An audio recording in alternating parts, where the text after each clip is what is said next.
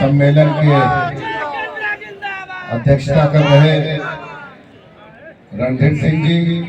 कार्यक्रम का संचालन कर रहे पूर्व विधायक अशोक कुमार सिंह जी, मंच पे विराजमान राष्ट्रीय लोक मोर्चा के हम लोग के सबके गार्जियन नेता राष्ट्रीय अध्यक्ष आदरणीय पंकज पासवान जी, राकेश मेहता जी, आदरणीय सम्मेलन की अध्यक्षता कर रहे रणधीर सिंह जी, कार्यक्रम का संचालन कर रहे पूर्व विधायक अशोक कुमार सिंह जी, मंच पे विराजमान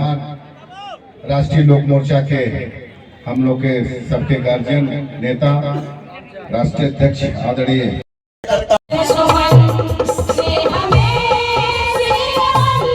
सभी पार्टियों के प्रदेश अध्यक्ष हमारे जिला में आए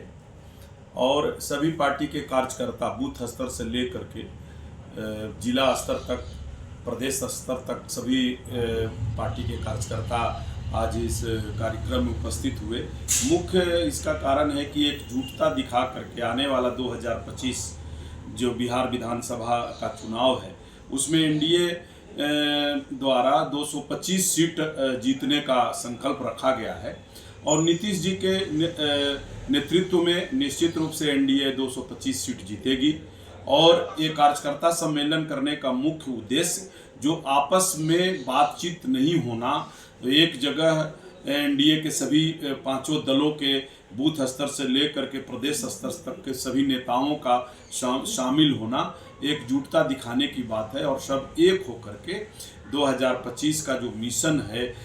फिर से एनडीए की सरकार नीतीश कुमार जी के नेतृत्व में लाने का वो सफल होगा। क्या आने वाले विधानसभा में 6 विधानसभा की सीट एनडीए जीत दर्ज करेगी? निश्चित रूप से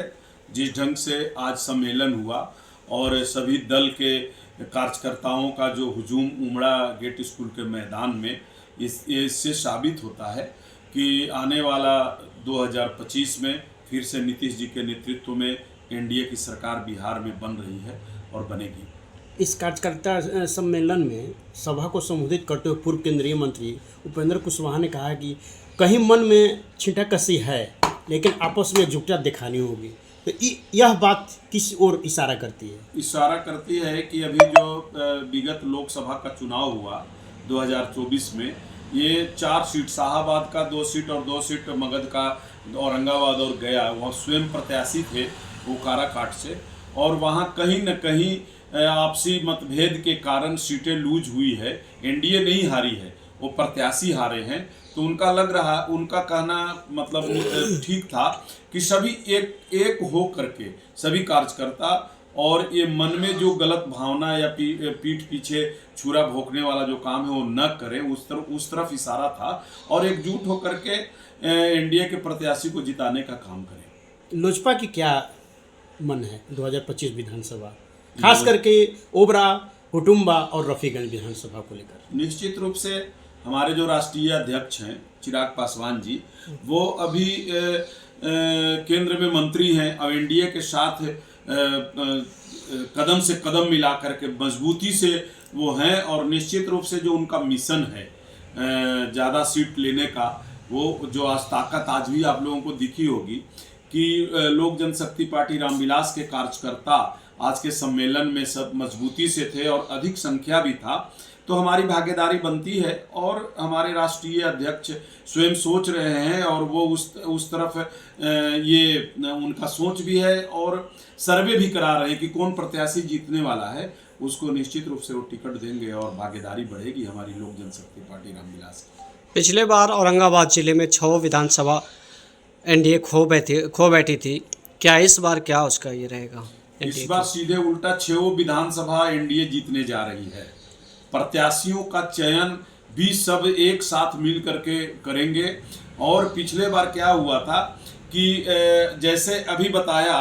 कि जितना यहाँ सीट 10 सीट कम हुआ, एनडीए हारी नहीं लोकसभा में, वो प्रत्याशी हारे हैं। तो यदि एनडीए में प्रत्याशी का चयन ढंग से होगा तो वो 243 में जो 225 सीट जीतने का जो लक्ष्य है कि एनडीए के सभी नेताओं का, उससे प्लस ही होगा। लोजपा इस बार औरंगाबाद में कितने सीटों पर लड़ेगी चुनाव? ये केंद्रीय नेतृत्व तय करेगी, ये हम लोगों का विषय से बाहर है। लेकिन हमारी जो लोक जनशक्ति पार्टी के यहाँ पे जो भागीदारी है और बहुत मजबूत स्थिति में हम लोग 2-2, 3-3 विधानसभा में हैं, जो आप सब जानते हैं और यहाँ के पब्लिक भी चाहती है